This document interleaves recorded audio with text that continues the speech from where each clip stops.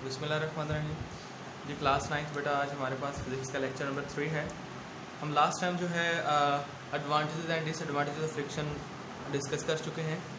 उम्मीद करता हूँ बेटा आप लोगों ने याद कर लिए होंगे और अंडरलाइन भी अच्छे तरीके से कर लिया होगा। आज उससे नेक्स्ट बेटा टॉपिक हमने पढ़ना है मेथड्स ऑफ रिड्यूसिंग फ्रिक्शन। दो टॉपिक आज हमने डिस्कस करना है, एक तो मेजर हमारा टॉपिक है, दूसरा एक शॉर्ट क्वेश्चन की हैसियत रखता है, वो भी हम साथ ही डिस्कस कर लेंगे। Methods of reducing friction, friction को कम करने के तरीके। बच्चे लास्ट टाइम हमारी जब गुफ्तगू हुई थी तो हमने पढ़ा था कि कभी कभार हमें फ्रिक्शन चाहिए होती है, लेकिन कभी कभार हमें नहीं चाहिए होती, हमारे लिए वो बिला वजह का सरदर्द बनी रहती है। तो हमने आज वो तरीके डिस्कस करने हैं कि जब हमें फ्रिक्शन नहीं चाहिए तो हम ऐसा क्या काम करें कि वो फ्रिक्शन कम हो जाए या हम उसके बेटा कह लें कि नुकसान से बच सकें। चलिए ज़रा डिस्कस करते हैं। सबसे पहले तो बेटा ये है, हमने डिस्कस किया था कि जब हमारे पास कोई ऑब्जेक्ट हाई स्पीड पे मूव कर रहा होता है ना, तो फ्रिक्शन उसकी स्पीड को कम कर देती है। ऐसा क्या करें कि उसकी फ्रिक्शन बेटा उसकी स्पीड को कम ना करे? तो बेटा कहा जाता है मेकिंग स्ट्रीमलाइन शेप्स। स्ट्रीमलाइन या आप बेटा कह लें फिश लाइक। मेरी ड्राइंग बड़ी अच्छी है, मैं फिश इधर बना के आपको दिखा नहीं सकता, लेकिन आप लोग समझ रहे होंगे कि स्ट्रीमलाइन शेप का होता है। चलिए मैं आपको बल्कि किताब से हेल्प लेता हूँ। ये देखिए आप एक ट्रेन को देख रहे हैं, बुलेट ट्रेन को, हाँ यहाँ नज़र आ रही है। आगे से बेटा देखें नोकीली सी शेप बनाई हुई है, ये नोकीली सी, ठीक है बेटा। ये जो नोकदार शेप है हम इसे स्ट्रीमलाइन शेप कहते हैं। स्ट्रीमलाइन नोकदार, ऐसा होता क्यों है? हमें नोकदार बनाने से क्या फ़ायदा होगा बेटा? देखिए अगर आप एक ऐसी फ़र्ज़ करें व्हीकल बना रहे हैं जिसकी शेप कुछ यूँ है, इधर से सारी हवा आएगी और उसकी बेटा मोशन को ब्लॉक कर देगी।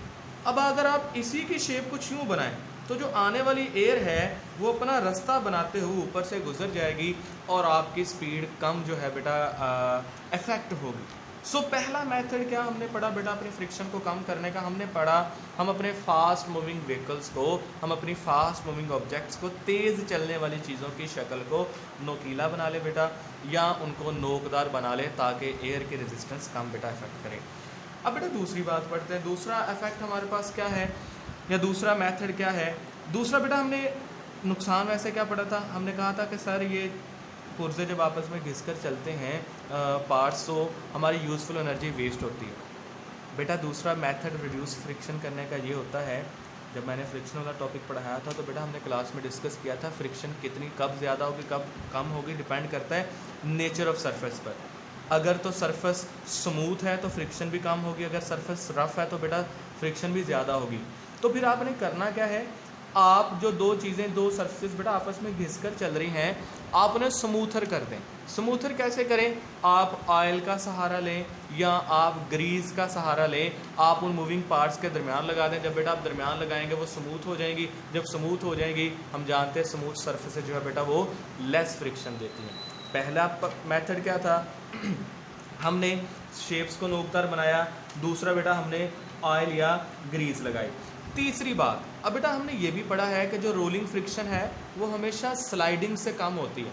सो कोशिश करें चीज़ों को स्लाइड करने के बजाय रोल करवाना शुरू करें, घसीटने के बजाय व्हील का सहारा लें। इसके लिए बेटा इंजन वगैरह में या मशीनरीज में बेटा बाल बेरिंग इस्तेमाल किए जाते हैं, वो कुछ इस शेप के होते हैं गोल से, ठीक है। वो बाल बेरिंग पुर्जों के दरमियान लगा देते हैं, बजाय इसके कि वो बेटा पार्ट्स आपस में घिसकर चलें, वो बाल बेरिंग क्या करते हैं बेटा आपस में रोल करना शुरू हो जाते हैं। स्लाइडिंग फ्रिक्शन बेटा रोलिंग में कन्वर्ट हो जाती है और आपके पास कह लें फ्रिक्शन कम हो जाती है। ये 2 से 3 मेथड्स हैं, आपकी किताब पर मौजूद होंगे, गालिबन 4 होंगे, चौथा उधर से डिस्कस करते हैं, उसी को एक्सप्लेन किया जा रहा है। तो आइए ज़रा रीड करते हैं। तो ये आपने बेटा as a long question discuss करना जो पेपर में आ सकता है। लाइक देखिए मेरे पास फिर आज वही किताब है अलफ की स्टोन, तो मेरे पास लिखा हुआ है, अगर आ रहा है दरमियान में तो यस अब ठीक है।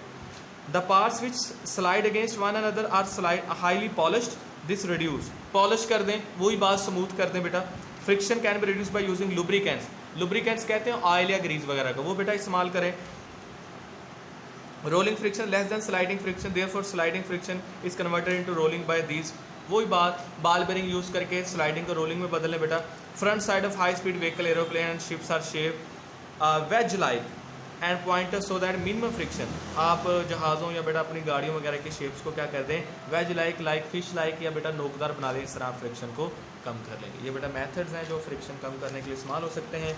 आखिरी बात आज की, दूसरा बेटा सर्कुलर मोशन कैसे कहते हैं, ये आप ऑलरेडी पढ़ चुके हैं, हम इसके ज़्यादा डिटेल में नहीं जाएंगे। दूसरे तीसरे चैप्टर में हमने पढ़ा था कि जब कोई बॉडी बेटा सर्कुलर ट्रैक में मूव करती है, the motion of a body along a circular path, हम बेटा उसे सर्कुलर मोशन कहते हैं। और इसके एग्जांपल बेटा हमारे पास क्या है, हमारी अर्थ जो है सन के गिर्द रोटेट हो रही है, या जो मून है वो ज़मीन के गिर्द बेटा रोटेट कर रहा है, या कोई टॉय ट्रेन है मूव कर रही है। These are all the examples of circular motion. इन्हें बेटा किताब से देख लेना है, लर्न कर लेना है अगले लेक्चर से पहले।